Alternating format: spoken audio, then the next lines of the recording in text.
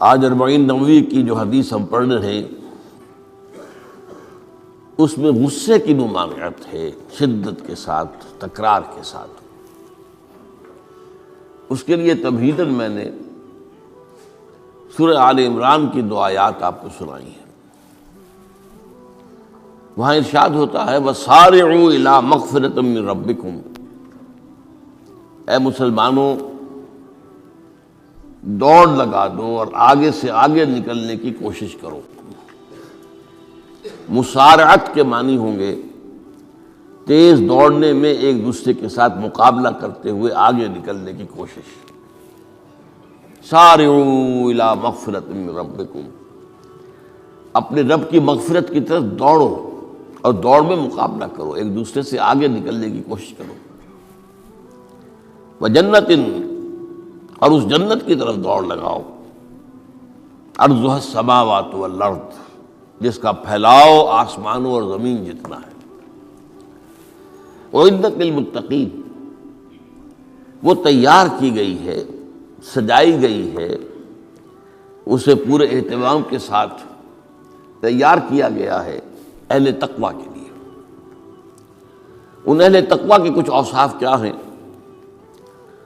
الذین ينفقون فی السراء والضراء، وہ لوگ کہ جو خرچ کرتے ہیں، مراد ہے اللہ کی راہ میں، اور اللہ کی راہ میں خرچ کرنے کی 2 مدیں ہیں۔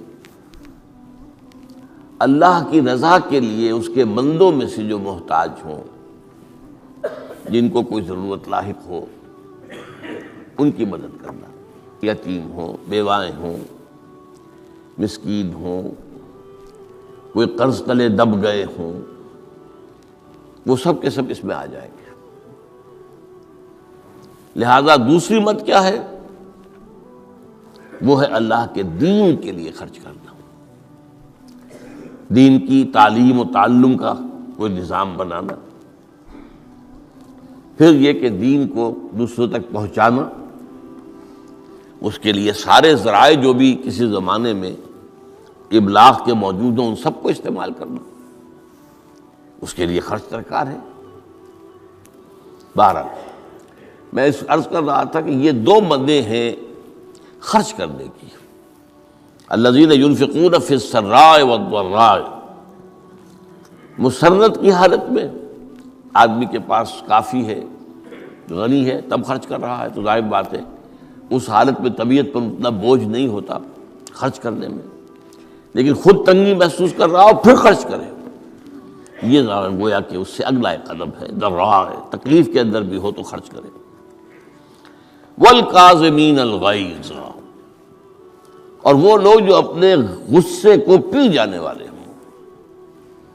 والعافین عن الناس، اور غصہ ظاہر بات ہے آتا ہے کسی شخص کی کسی غلطی پر، کسی خطا پر، یا وہ اس نے آپ کے ساتھ کوئی زیادتی کی ہے، تبھی تو غصہ آئے گا نا۔ لہذا غصے کو تو پی جاؤ اور لوگوں کو معاف کرو۔ والعافین عن الناس، یہ 2 کام در حقیقت ایک ہی کام کے 2 رخ ہیں، کہ غصہ آیا ہے تو اسے پی جاؤ، اور جس شخص نے بھی تم پر زیادتی کی ہے، تمہارے خیال میں زیادتی کی ہے، ہو سکتا ہے وہ اپنی جگہ پر صحیح ہو، لیکن یہ کہ بہرحال تمہیں غصہ آیا ہے، اس غصے کو پی جاؤ اور اسے معاف کر دو۔ واللہ یحب المحسنین، اور ظاہر بات ہے کہ اللہ تعالیٰ کو تو ایسے محسنین ہی پسند ہے۔ اب یہاں بھی نوٹ کر لیجئے وہی درجہ احسان جو ہم پڑھ چکے ہیں بڑی تفصیل سے، حدیث جبرائیل کے حوالے سے گفتگو شروع ہوئی تھی، بعد میں پھر بھی مختلف مواقع پر گفتگو آتی رہی ہے، اور اگلی حدیث میں پھر آ رہی ہے۔ احسان کسے کہتے ہیں؟ تو اللہ تعالیٰ کو ایسے محسن جو اپنے اس دین کو خوبصورت بنا لے، دین ان کا جو ہے اور دینی زندگی ان کی جو ہے وہ دل کو لبھانے والی ہو، وہ لوگوں کو پسند آنے والی ہو، بلکہ یہ کہ اس کے اندر جو ہے وہ حسن جو ہے دل آویزی پیدا ہو جائے۔ تو اس آیت کے حوالے سے میں آج پھر حدیث آپ کو سنا رہا ہوں۔ اس کے راوی حضرت ابو ہریرہ ہے رضی اللہ تعالی عنہ، انہوں نے ذکر کیا ہے، اور اس کی روایت جو ہے امام بخاری نے کی ہے رحمہ اللہ، ان رجلا قال للنبی صلی اللہ علیہ وسلم، ایک شخص نے حضور صلی اللہ علیہ وسلم سے عرض کیا، اوصنی، حضور مجھے کچھ وصیت فرمائیے۔ اوصا یوسی ایصاءً، وصیت کرنا، وصا یوصی توصیتاً، اس کے معنی بھی وہی ہے۔ وصا یوصی کے معنی ہو جائیں گے تدریجاً، مسلسل وصیت کرتے رہنا، نصیحت کرتے رہنا۔ اور ایک ہے، ایک مرتبہ آپ نے ایک بات کہہ دی ہے، اوصنی، مجھے وصیت فرمائیے، مجھے نصیحت فرمائیے۔ قال لا تغضب، آپ نے ایک ہی بات فرمائی، غصہ نہ کیا کرو، مغلوب الغضب نہ ہو جایا کرو، کہ غصہ آئے اور تم پر چھا جائے، تمہارے اوپر اپنا غلبہ کر دے۔ فردد مرارا، اب اس شخص کے دل میں شاید کوئی اور بات تھی، اس نے پھر پوچھا، اوصنی حضور، بس کیجیے وصیت مجھے۔ آپ نے پھر فرمایا لا تغضب، پھر پوچھا، وہ تکرار کرتا رہا اور حضور نے بھی ہر مرتبہ وہی بات کہی۔ اب اس سے اندازہ ہو جاتا ہے کہ یہ بات کتنی اہم ہے۔ تب پہلی بات تو میں آپ کو یہ بتا دوں کہ غصہ آ جانا کوئی غیر فطری بات نہیں ہے، غصہ اللہ تعالیٰ نے انسان میں رکھا ہوا ہے۔ البتہ غصے کے اعتبار سے حضرت حسن، غالباً حسن بصری رحمہ اللہ، ان کا ایک قول بڑا حکیمانہ ہے، بہت حکیمانہ ہے۔ وہ فرماتے ہیں کہ ایک انسان تو وہ ہوتا ہے جو پورا انسان ہوتا ہے، مکمل انسان ہوتا ہے، ایک ہوتا ہے نصف رجل، آدھا انسان، وہ انسانیت کے معیار پر پورا نہیں اترتا، ہاں نصف تک آ جاتا ہے۔ اور ایک انسان ہوتا ہے لیس برجل، وہ انسان ہوتا ہی نہیں، وہ حیوان ہوتا ہے۔ پورا انسان وہ ہے جسے غصہ دیر میں آئے اور جلدی رفع ہو جائے، اور آدھا انسان وہ ہے جسے غصہ جلدی آئے لیکن جلدی رفع بھی ہو جائے، یا دیر میں آئے تو دیر میں رفع ہو، یہ دونوں برابر ہو جائیں گے۔ جلدی غصہ آیا، جلدی ہی ختم بھی ہو گیا، دیر میں آیا، دیر لگا دی جانے میں بھی۔ اور جو شخص سرے سے انسانیت کا مستحق ہی نہیں کہ اسے انسان مانا جائے، اسے غصہ جلدی آ جائے اور دیر میں جائے، تو وہ اصل میں پھر انسان نہیں ہے، وہ اخلاقی اعتبار سے پورا انسان کہلانے کا مستحق نہیں ہے۔ تو غضب کے اعتبار سے یہ تین درجے جو ہے وہ سامنے رہنے چاہیے۔ پھر مزاجوں کی بات بھی ہوتی ہے، اللہ تعالیٰ نے مختلف مزاج بنائے ہیں۔ بعض طبائع کے اندر جمال کا عنصر زیادہ ہوتا ہے، جمالی شخصیت، خوبصورت شخصیت طبعاً۔ بعض جلالی مزاج کے لوگ ہوتے ہیں، یہ ہمارے بزرگوں میں بھی ہوتا ہے، دیندار لوگوں میں بھی ہوتا ہے، یہاں تک کہ نبیوں میں بھی ہے۔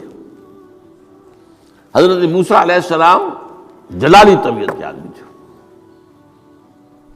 آپ کو معلوم ہے، ان کے واقعات کو ہمارے سامنے ہیں جو قرآن میں موجود ہیں، کہ ایک قبطی کا اور ایک اسرائیلی کا جھگڑا ہو رہا تھا، اس اسرائیلی نے مدد مانگی تو حضرت موسیٰ نے ایک مکہ لگایا ہے اس قبطی کو اور اس کی جان نکال دی۔ تو ان کے غضب کا، ان کی جلالی طبیعت کا یہ عالم ہے۔ اور اس کا سب سے بڑا نقشہ جو قرآن مجید میں آتا ہے کہ جب اللہ تعالیٰ نے جب ہجرت ہو گئی اور مصر سے حضرت موسیٰ علیہ السلام اپنی قوم کو لے کر، بنی اسرائیل کو لے کر نکل آئے، دریا یا سمندر بھی اللہ نے پار کرا دیا، سمندر کو یا دریا کو پھاڑ کر، اس کے بعد وہ مرحلہ آیا کہ انہیں اب شریعت دی جائے، اس لیے کہ اصل میں ہجرت کے بعد پھر شریعت آتی ہے۔ ہجرت سے پہلے کا وقت جو ہے وہ تو ایک کشاکش کے اندر گزرتا ہے، جیسے کہ 12 برس حضور کے مکے میں ہے، ایک کشاکش ہے جسے ہم عام طور پر کشمکش کہہ دیتے ہیں، ایک سٹرگل ہے، اس میں مصیبتیں ہیں، تکلیفیں ہیں، ماریں کھائی جا رہی ہیں وغیرہ وغیرہ۔ تو ابھی کسی تفصیلی شریعت کے لیے جانے کا موقع نہیں تھا۔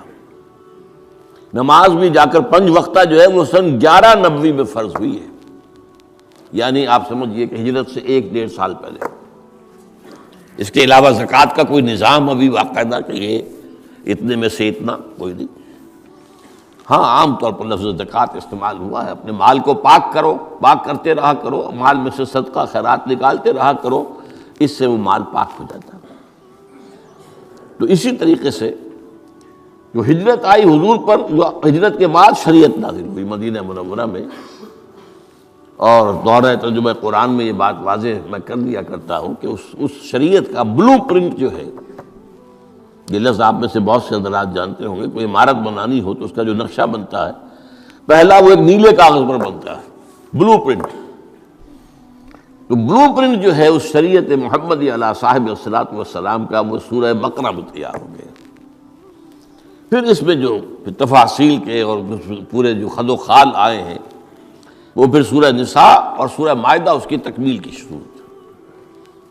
بہرحال جب حضرت موسیٰ کو اب اللہ تعالیٰ نے طلب کیا 40 دن کے لیے کوہ طور پر، اس کو ہم چلہ بھی کہہ سکتے ہیں، 40 روز کی اللہ تعالیٰ نے ان سے ریاضت کروائی، مشقت، روزہ اور یہ کہ عبادت اور ذکر الہی۔ اس کے بعد انہیں اللہ نے تورات عطا فرما دی۔ اس میں آپ کو یاد آ جانا چاہیے حضور سے بھی قرآن مجید کے نزول سے قبل اسی طرح کا معاملہ غار حرا میں آپ کی جو خلوت گزینی ہوتی تھی، اور وہاں پر جو بھی آپ اب کیا عبادات کرتے تھے یہ ہمیں معلوم نہیں ہے، لیکن یہ ہے کہ عام طور پر جو محدثین نے کہا ہے کان صفت تعبدہ فی غار حرا التفکر والاعتبار، غور و فکر کرتے تھے یہ کائنات کیا ہے، کیا اس کا نظام ہے، یہ معاشرہ ہمارا کدھر جا رہا ہے، یہ خرابیاں کیوں بڑھ رہی ہیں، یہ کیوں انسان کا خون کرتا ہے، یہ کیا بات ہے، یہ کیا وجہ ہے کہ کچھ لوگ بھوکے مر رہے ہیں اور کچھ لوگ جو ہے ان کے پاس بہت دولت جمع ہو گئی، یہ غور و فکر جو ہے تو یہ آپ کا رہا ہے بہرحال۔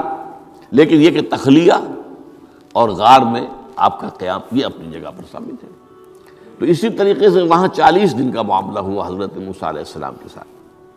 اس کے بعد الواح دے دی گئیں، جو پتھر کی تختیاں تھیں ان کے اوپر جو احکام عشرہ ہیں، دی 10 کمانڈمنٹس، جو بنیاد ہیں۔ جیسے میں نے کہا کہ سورہ بقرہ جو ہے شریعت محمدی کی اساس ہے، تو شریعت موسوی کی اساس وہ 10 کمانڈمنٹس ہیں جو کہ پتھر کی سلوں پر لکھی ہوئی دی گئی ہیں حضرت موسیٰ علیہ السلام کو کوہ طور پر۔ اب پیچھے کیا ہوا؟ حضرت موسیٰ کی اس غیر حاضری میں سامری کو موقع مل گیا، اس نے گمراہ کرنے کے لیے ایک شعبدہ دکھایا، اور وہ شعبدہ کیا تھا؟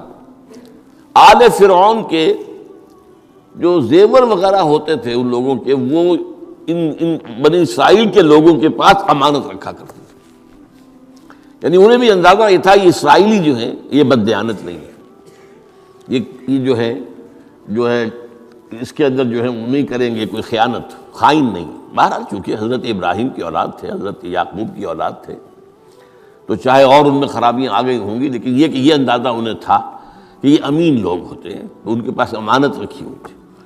جب وہ نکلے وہاں سے وہ ساری چیزیں بھی ساتھ لے کر آ گئے۔ اس کو کہا اس نے سامری نے کہ یہ پھینک دو، یہ تو نجس ہے، تمہارے لیے جائز نہیں۔ اس حد تک تو بات ٹھیک ہوئی۔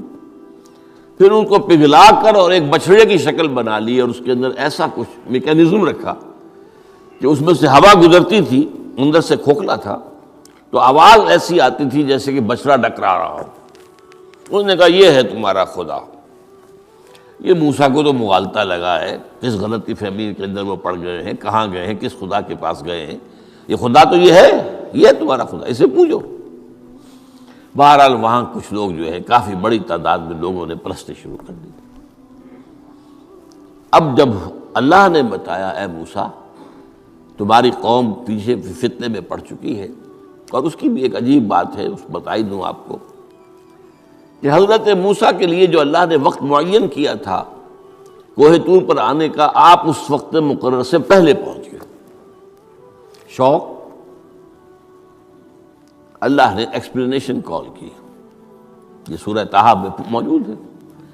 ما اعجلک عن قومک یا موسیٰ، موسیٰ یہ تم اپنی قوم کو چھوڑ کر جلدی کیوں آ گئے؟ ابھی تو وہ وقت معین نہیں آیا، کیوں آ گئے؟ اب حضرت موسیٰ تعجب سے کہتے ہیں کہ مجھے تو شاباش ملنی چاہیے تھی کہ تو میرا شوق دیکھ، میرا اشتیاق دیکھ، اور الٹی جو ہے ایکسپلینیشن کال کرنی پڑ رہی ہے۔ قال عجلت الیک ربی لترضی، پروردگار میں تو جلدی کر کے آیا اس لیے کہ تو راضی ہو جائے، کہ تیرے طلب کرنے پر میں وقت معین سے بھی پہلے پہنچ گیا ہوں۔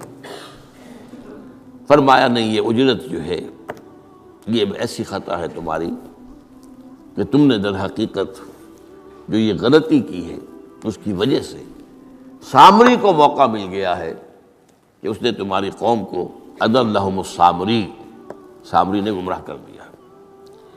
یہ خبر پا کر اب حضرت موسیٰ علیہ السلام جب آئے ہیں واپس اپنی قوم، اس کے لیے جو الفاظ آئے ہیں یہ سورہ اعراف کے اندر ہے، فلما رجع موسیٰ الی قومہ غضبان اسفا۔ یہ غضبان، یہ غضب کی ایک انتہائی شکل ہے۔ اس وزن پر عربی زبان میں جو الفاظ آتے ہیں وہ کسی شے کی شدت کو ظاہر کرتے ہیں۔ انا جوعان، میں بھوک سے مرا جا رہا ہوں۔ انا عطشان، میں پیاس سے مرا جا رہا ہوں۔ اسی طرح رحمان، جس میں رحم جو ہے وہ ٹھاٹھے مارتے سمندر کے مانند ہے۔ تو اس وزن پر جو الفاظ آتے ہیں اسی وجہ سے غضبان، تو میں کہہ رہا تھا یہ ہے جلالی طبیعت حضرت موسیٰ علیہ السلام کی، کہ انہیں جب یہ اندازہ ہوا کہ میری قوم کے کچھ لوگ جو ہیں وہ اس طریقے سے گمراہ ہو گئے، مشرک ہو گئے، وہ شرک بھی جلی شرک، خفی شرک نہیں، باقاعدہ ایک پرستش جو ہے ہو رہی ہے ایک بشرے کی، اسے خدا مانا جا رہا ہے۔ اسفا، بہت ہی متاسف۔ اب یہ دو الفاظ آ گئے، غضبان اسفا، ایک جانب غضبناک اور دوسری طرف انتہائی افسوس اور رنج کی کیفیت۔ چنانچہ وہاں آ کر جو الفاظ قرآن مجید میں آئے ہیں اسی جلالی طبیعت کا مظہر، وَأَلْقَى الْأَلْوَاحَ، وہ جو لے کر آئے تھے تختیاں وہ تو آپ نے ڈال دی۔ وَأَخَذَ بِرَأْسِ أَخِيهِ يَجُرُّهُ إِلَيْهِ، اپنے بھائی حضرت ہارون کا سر پکڑ کر، بلکہ داڑھی کے بال پکڑ کر اور پیشانی کے بال پکڑ کر گھسیٹا، یہ تم نے کیا کیا؟ میں تمہیں خلیفہ بنا کر گیا تھا یہاں، تمہارے ہوتے ہوئے اور یہ کام ہو گیا، تم کیوں نہ میرے پیچھے آ گئے مجھے بتانے کے لیے؟ بہرحال چونکہ خلیفہ بنا کر گئے تھے، انہیں رہنا تو وہاں تھا، لیکن انہوں نے کہا کہ مجھے اندیشہ یہ ہوا کہ آپ یہ کہیں گے کہ تم نے بنی اسرائیل میں تفرقہ پیدا کر دیا، اس لیے میں نے برداشت کیا، کیا کر روکتا رہا میں، لیکن یہ کہ میں نے ان کے درمیان جو ہے کوئی بہت بڑا قدم نہیں اٹھایا۔ لیکن بہرحال اس کے بعد جو قدم اٹھایا گیا وہاں پر وہ فیصلہ کیا گیا کہ 12 قبیلوں میں سے ہر قبیلے کے جتنے لوگوں نے یہ شرک کیا ہے اسی قبیلے کے لوگ جو توحید پر قائم رہے ہیں وہ اپنے بھائیوں کو قتل کریں اور ذبح کریں۔ تو تورات کی روایت کے مطابق 70,000 یہودی قتل ہوا، اور یہیں سے قتل مرتد کی سزا اسلام میں یہ قتل ہے۔ یہ سب بات لوگ کہتے ہیں جو منکرین حدیث ہیں آج کل اور روشن خیال ہیں، اور جو اپنی روشن خیالی کا جو سند لینا چاہتے ہیں مغرب سے، تو مغرب کا تصور تو یہ ہے کہ یہ انسانی حقوق میں سے ہے، ایک مسلمان ہے اسے اگر عیسائیت پسند آ گئی عیسائی ہو جائے، اس کا حق ہے، وہ کوئی مجرم تو نہیں۔ یہ تمہاری شریعت میں یہ کہ قتل کر دیا جائے، یہ تو در حقیقت جو بنیادی حقوق ہے انسان کے اس کے خلاف ہے۔ اسی طریقے سے ایک مرد اور ایک عورت رضامندی سے زنا کرتے ہیں، آپ کو کیا اعتراض ہے؟ جو ان کا حق ہے، ہاں مائنر نہ ہو، چھوٹے نہ ہو، نابالغ سے زنا نہ کیا گیا ہو، جبر نہ کیا جائے، جبر کریں گے تو مجرم ہو جائیں گے، لیکن اگر رضا کے ساتھ باہمی رضامندی سے وہ کرتے ہیں یہ زنا تو کوئی جرم نہیں ہے، ان کی مرضی ہے۔ تو یہ سارا تصور جو ہے حقوق انسانی کا جس طرح کا ایک مبالغہ آمیز تصور دنیا میں ہو گیا ہے، اس کی روح سے ہمارے ہاں بھی جو لوگ ہیں جو انہی کو ماڈل بنا رہے ہیں اب، تو وہ کہتے ہیں کہ جناب قرآن میں کہاں ہے مرتد کی سزا، اس طرح قرآن میں کہاں رجم کی سزا؟ تو یہ جان لیجئے کہ یہ دونوں سزائیں حضور نے اپنی سنت کے ذریعے سے نافذ کی ہیں، لیکن اخذ کی ہیں تورات سے۔ ظاہر بات ہے کہ حضور سے پہلے جو شریعت موسوی تھی وہ لاگو تھی. یہودیوں کے لیے شریعت موسوی تھی، آج تک بھی ہے. عیسائیوں کے لیے بھی حضرت مسیح یہی کہہ کر گئے تھے کہ یہ نہ سمجھنا کہ شریعت موسوی کو ختم کرنے آیا ہوں میں. Law of Moses, don't think I have come to destroy law. This law of Moses will be applicable to you. وہ تو سینٹ پال نے ختم کیا. اور آج کی عیسائیت جو ہے یہ عجیب مذہب ہے جس میں کوئی قانون ہے ہی نہیں.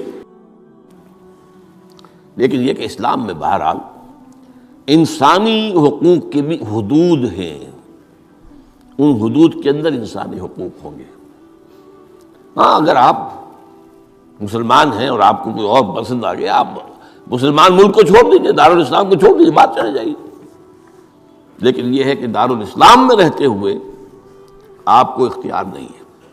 اس کی وجہ ہے کیونکہ اسلامی ریاست کی بنیاد ایک نظریے پر ہے. وہ نسل پر نہیں ہے، وہ رنگ پر نہیں ہے، وہ زبان پر نہیں ہے، نظریے پر. نظریے کو کمزور کر دینے والی شے یہ ہے کہ لوگ سازش کر کے ایک وقت میں ایمان لائیں اور پھر مرتد ہو جائیں تاکہ اسلام کی ہوا اکھڑ جائے. اور اس کا معاملہ سورہ آل عمران ہی کے اندر موجود ہے کہ وقالت طائفۃ من اہل الکتاب آمنوا بالذی انزل علی الذین آمنوا وجہ النہار واکفروا آخرہ لعلہم یرجعون. دیکھو بھائی یہ جو بڑی دھاک بیٹھ گئی ہے اسلام کی اور ایمان کی. جو شخص ایمان لے آتا ہے چاہے اسے انگاروں پر ڈال دیا جائے وہ ایمان کو نہیں چھوڑتا. تو یہ ایک ساکھ ہو گئی، ایک گڈ ول ہے ایمان کی، ایک ساکھ. جو چاہو کر لو اس کو قتل کر دیا. ابو جہل نے حضرت سمیہ اور حضرت یاسر رضی اللہ تعالیٰ عنہما دونوں کو قتل کر دیا. انہوں نے کلمہ کفر زبان سے نکالنا پسند نہیں کیا، حالانکہ اجازت ہے جان بچانے کے لیے. ایمان دل میں قائم رہے، زبان سے کلمہ کفر کہہ دیا جائے صرف جان بچانے کے لیے جائز ہے، اجازت ہے.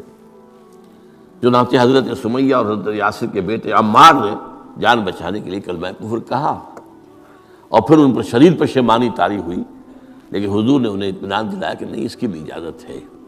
باقی جو مقام تمہارے والدین نے حاصل کیا وہ تو بہت مقام ہے، لیکن وہ عظیمت اپنی جگہ، یہ رخصت بھی اپنی جگہ، دین کا ایک حصہ ہے. بہرحال سازش کیا کی؟ آمنوا بالذی انزل علی الذین آمنوا وجہ النہار. ایسے کرو کہ صبح کے وقت تو ایمان لے آؤ اے لوگو، اے مسلمانوں، جو کتاب تم پر نازل ہوئی ہم بھی ایمان لاتے ہیں، ہم بھی مومن ہو گئے. دن بھر رہو.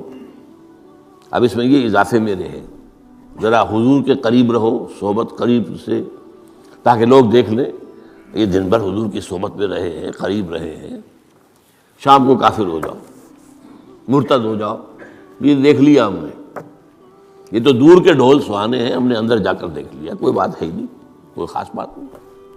اس سے کیا ہوگا؟ لعلہم یرجعون. کچھ نہ کچھ لوگ ضرور جو ہیں وہ متزلزل ہو جائیں گے. آخر سب لوگ تو برابر کے نہیں ہوتے، نہ ہر زن نست و نہ ہر مرد مرد.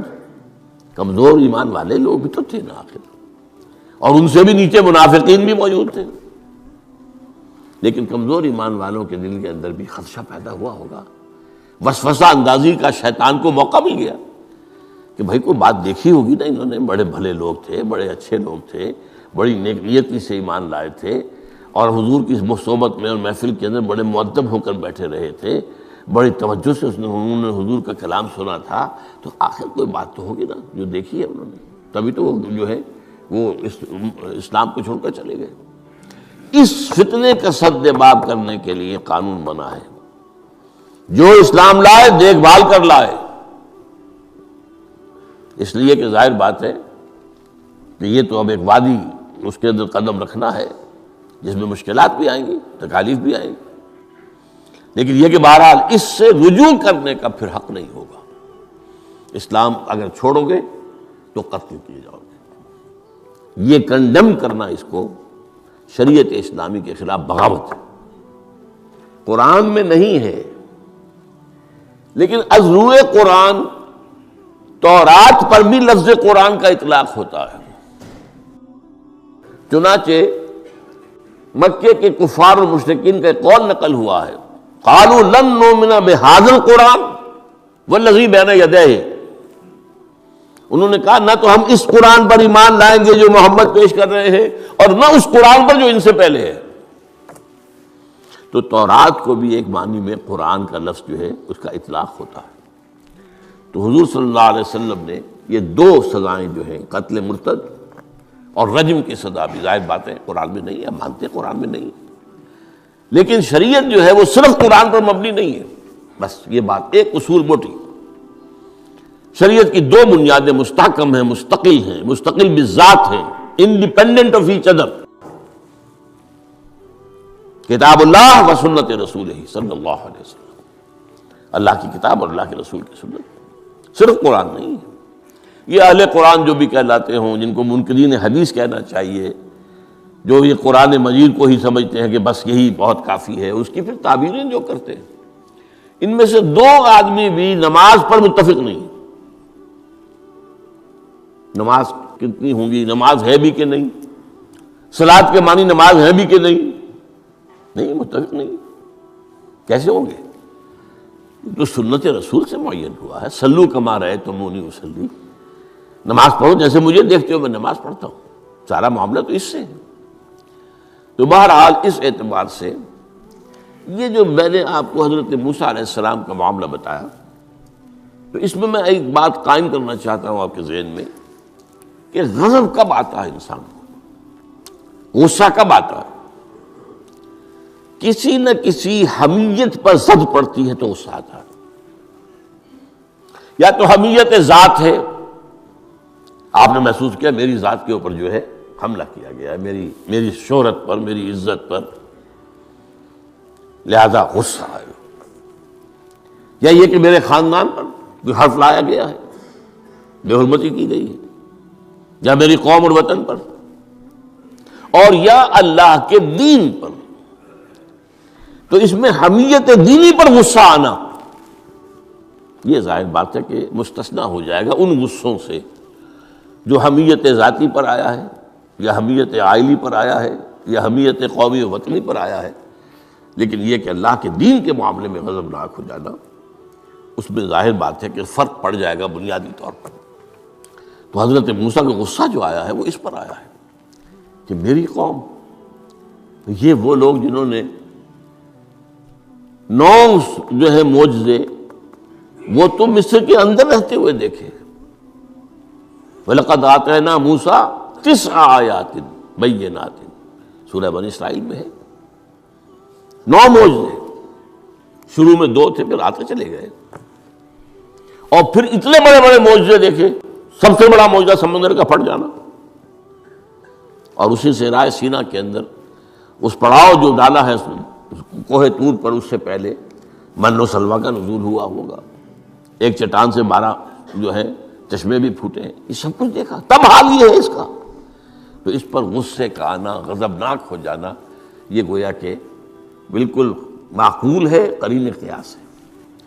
اس میں بھی ایک اور مثال ہے اللہ کے رسولوں میں سے، انہیں بھی حمیت دینی پر غضبناک ہوئے اور انہیں غصہ آیا شدید، وہ حضرت یونس علیہ السلام تھے۔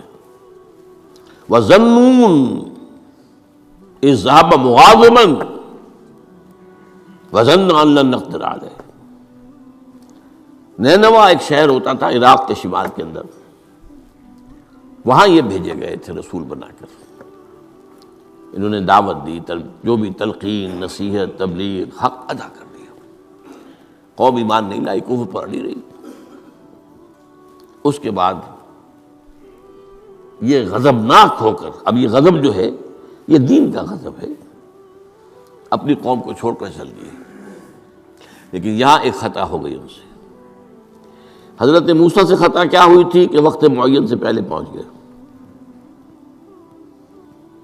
فَإِنَّا قَدْ فَتَنَّا قَوْمَكَ مِن بَعْدِكَ، اس کی سزا مل گئی۔ یہاں غلطی کیا ہوئی کہ رسول جو قوم کی طرف بھیج دیا جائے، جس قوم کی طرف یا جس شہر کی طرف یا جس علاقے کی طرف، جب تک ایکسپریس پرمیشن اللہ کی نہ آ جائے، رسول جگہ چھوڑ کر نہیں جا سکتا۔ یہاں یہ ہے کہ وہ اتنے غضبناک ہو گئے کہ یہ بات جو ہے یہ ذہن کے سامنے نہ رہی اور آپ اپنی قوم سے ناراض ہو کر یہ بدبخت قوم جو ہے اب یہ تو ہلاک ہو کر ہی رہے گی تو یہ چھوڑ کر چلے گئے، یہ غلطی ہوئی۔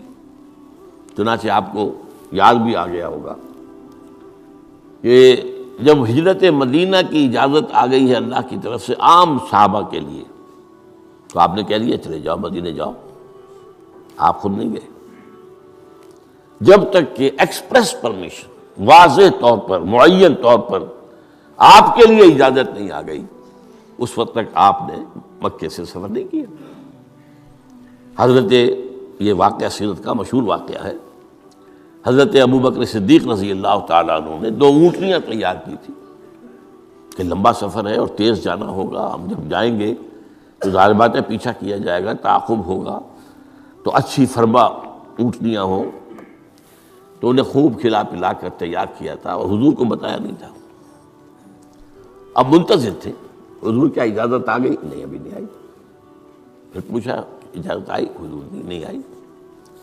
اب حضرت عائشہ فرماتی ہیں اور نکاح میں آ چکی تھی حضور کے، لیکن تھی ظاہر بات ہے کہ 6 سال کی عمر میں نکاح ہو گیا تھا، 9 سال کی عمر میں وداعی ہوئی ہے بعد میں مدینے میں جا کے۔ تو ان کی روایت ہے کہ ہم نے دیکھا کہ دوپہر کے وقت حضور چلے آ رہے، تشریف لا رہے۔ اب یہ بات بڑی غیر معمولی تھی، عرب میں یہ جو وقت ہے قیلولے کا، ظہر اور عصر کے درمیان، اس میں بازار بھی بند ہو جاتے ہیں، آفیسز بند ہو جاتے ہیں، اور یہ کہ کسی کے گھر آنا جانا اللہ یہ کہ آپ کو کھانے پر بلایا ہو دوپہر کے بعد دوسری ہے، ایک آنا جانا نہیں ہوتا، وزٹ نہیں ہوتی۔ تو بڑے حیران ہوئے ہم، تو حضور نے اپنا ذرا چہرہ وغیرہ چھپایا ہوا بھی ہے اپنے رومال میں، تشریف لائے اور آ کر کہا کہ میں اندر آنا چاہتا ہوں۔ حضرت ابوبکر تشریف لائیے، یہ تو آپ کی اب ظاہر بات ہے حضرت عائشہ سے نکاح تو ہو چکا تھا، وہ تو اب محرم تھی، یہاں کوئی نامحرم نہیں ہے، آپ آئیے۔ آ کر آپ نے کہا کہ ابوبکر اجازت آ گئی ہے۔ اب حضرت ابوبکر کی خوشی کا ٹھکانہ نہیں تھا، دل میں سوچتے تھے کہ اب مجھے شاباش ملے گی۔ عرض کیا حضور میں نے 2 اونٹنیاں تیار کر رکھی ہیں، خوب کھلا پلا کر فرما کیا ہے، تیار کیا ہے۔ حضور نے تھوڑا سا توقف فرمایا، اچھا میں 1 اونٹنی میں استعمال کروں گا لیکن میں اس کی قیمت ادا کروں گا۔ حضرت ابوبکر رو پڑے کہ حضور کیا مجھ سے بھی مغایرت ہے؟ میں نے اپنے جان و مال میں سے کون سی چیز آپ سے بچا کر رکھی؟ سارا مال آپ پر خرچ کر چکا ہوں۔ آپ نے اشارہ کیا حضرت عائشہ کے بارے میں، تو ایک مرتبہ پوچھا ہے کہ وہ تو آپ کی بھتیجی ہے، کیسے آپ کے کا نکاح ہو؟ کہ وہ دینی معاملہ ہوتا ہے، تم میرے دینی بھائی ہو، یہ کوئی سلبی بھائی تو نہیں ہو۔ بس اتنا کہنے کی دیر تھی، بیٹی پیش کر دی۔ تو میں نے اپنی کون سی چیز کو آپ سے بچا کر رکھا؟ یہ ان کے الفاظ نہیں ہے، یہ میں ان کے جذبات کی تعبیر اپنے الفاظ میں کر رہا ہوں، لیکن یہ واقعہ میں آتا ہے کہ رو پڑے۔ تو بہرحال یہ جب تک ایکسپریس پرمیشن نہیں آتی اس وقت تک رسول نہیں جا سکتا۔ حضرت یونس چھوڑ کر چل دیے، وَظَنُّونِ الذَّهَبَ مُغَاضِبًا، مغاضب وہی غضبناک، تو اس کو اللہ تعالیٰ نے پکڑا، اس لیے کہ یہ غلطی ایسی تھی کہ جس کے اوپر پکڑ ہونی، یہ تو کار رسالت کے اندر جو اس کی شرائط ہیں ان میں سے ایک شرط کے اندر کمی ہوئی ہے، لہذا پھر وہ آپ کو معلوم ہے کہ وہ مچھلی کے پیٹ میں گئے اور وہاں انہوں نے جو ہے لا الہ الا انت سبحانک انی کنت من الظالمین، تو آپ نے جو بھی وہ استغفار کیا ہے اللہ سے، پھر اللہ نے معاف کیا۔ پھر اس مچھلی نے، ویل مچھلی کوئی ہوگی جو شط العرب میں معلوم ہوتا ہے، شط العرب میں اس نے نگلا ہے، اور شط العرب یہ دونوں دریا جو ہیں فرات اور دجلہ جب عراق کے جنوب میں آ کر ایک ہو جاتے ہیں تو وہ تو گویا کہ ایک بڑا سا چھوٹا سا سمندر بن جاتا ہے، اتنا بڑا وہ شط العرب کہلاتا ہے۔ اس سے ہو کر پھر گلف میں آئے، اور گلف سے ہو کر کہیں مکران کے ساحل پر آ کر اگلا ہے اللہ کے حکم سے اس مچھلی نے حضرت السلام کو۔ اس پر ایک تحقیقی مضمون میثاق میں ایک زمانے میں شائع ہوا تھا، میں اب اس وقت اس کی تفسیر میں نہیں جا سکتا، کہ اس علاقے میں حضرت یونس علیہ السلام کو اور پھر وہ اس کے ساحل پر پڑے رہے، تو معلوم ہوا کہ یہاں پر غضبناک ہو جانا اگرچہ تھا حمیت دینی کی وجہ سے، لیکن وہاں بھی جو بنیاد ہے دین کی اور جو اس کے جو شرائط ہیں ان میں سے کسی کو کراس کرنے کی اجازت نہیں ہے۔ اس میں سے اگر کسی رسول سے بھی ہوا ہے تو پھر یہ کہ اللہ تعالیٰ کی طرف سے گرفت ہوئی ہے۔ اور یہاں یہ نوٹ کرا دوں میں آپ کو، ہم جو مبالغے آمیزی کیا کرتے ہیں نعتوں کے اندر، اور آج کل انتہا ہوئی ہے ٹی وی کے اوپر، بعض چینلز کے اوپر نعتوں ہی نعتیں، نعتیں ہی نعتیں، نعتیں ہی نعتیں، پھر ان کے اندر جو مبالغے ہوتے ہیں۔ حضور نے فرمایا ہے مجھے یونس ابن متہ پر بھی فضیلت مت دو۔ اب یونس ابن متہ وہ ہیں واحد رسول جن سے کچھ خطا ہوئی ہے اور جس پر سزا ہوئی ہے، باقی اور رسولوں میں سے کسی کے ساتھ ایسی بات ثابت نہیں۔ خطا ہوئی ہے حضرت موسیٰ سے بھی، ما عجلک عن قومک یا موسیٰ، لیکن خطا جو ہے اس کی کوئی سزا حضرت موسیٰ کو نہیں ملی ہے۔ واحد رسول ہیں حضرت یونس علیہ السلام، الا قوم یونس، اور اس کا جو فائدہ پہنچا ہے، یہ جو آج کی جدید اکاؤنٹنگ ہے، debit and credit, Hare debit کے اگینسٹ کوئی انٹری برابر کی جو ہے کریڈٹ کی ہوگی، ہر کریڈٹ کے اگینسٹ ڈیبٹ کی ہوگی۔ یہ جو ڈیبٹ ہوا حضرت یونس کے خلاف، یہ کریڈٹ بن گیا قوم کے خلاف، قوم کے حق میں، کہ عذاب کے آثار شروع ہو گئے، جس کے بعد کہ کسی قوم کے لیے دروازہ بند ہو جاتا ہے توبہ کا، جیسا کسی فرد کے لیے جب موت کے آثار شروع ہو جائیں اب توبہ کا دروازہ بند ہے، تو جب وہ عذاب کے آثار شروع ہو گئے وہ قوم کو یاد آ گیا کہ یہ بات وہی ہو گئی جو یونس کہا کرتا تھا علیہ الصلوۃ والسلام۔ گھروں سے نکلے آئے، پوری قوم باہر آ گئی اور چیخ چیخ کر، رو رو کر، گر گرا کر اللہ سے معافیاں مانگی، دعائیں کی، تو اللہ نے ان پر سے عذاب ٹال دیا۔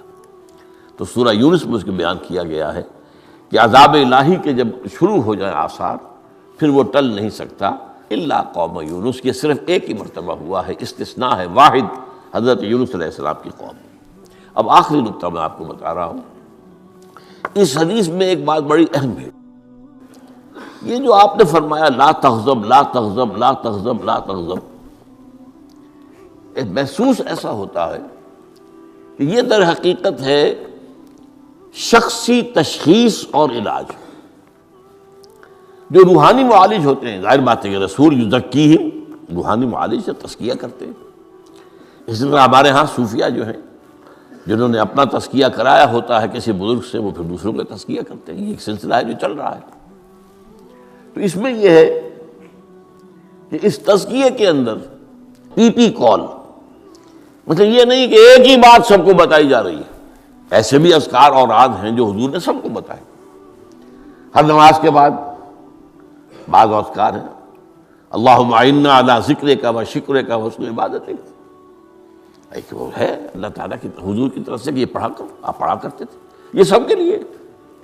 لیکن ایک ہے پرسنل، اس لیے کہ اس روحانی معالج کا کے اندر یہ صلاحیت ہونی چاہیے کہ وہ اشخاص کے اندر جو ذاتی، اب کسی کے اندر کوئی مرض ہے، کسی میں کوئی مرض ہے، کسی کے اندر دولت کی محبت زیادہ ہے، کسی کے اندر غصہ جو ہے وہ بہت تیز ہے، کسی کے اوپر شہوت کا غلبہ بہت زیادہ ہے، تو وہ جو کال ہے وہ ہوگی پرسنل کال۔ یہ گویا کہ ایک پرسنل پرسکرپشن ہے اس شخص کے لیے کہ معلوم ہوتا ہے کہ اس کے اندر یہ غضب کا اور غصے کا معاملہ جو ہے وہ ضرورت سے زائد تھا، لہذا اسے حضور نے تکرار کے ساتھ اسی کا مشورہ دیا، اسی کی وصیت فرمائی۔ سبحانک اللہم و بحمدک لا الہ الا انت سبحانک انی کنت من الظالمین۔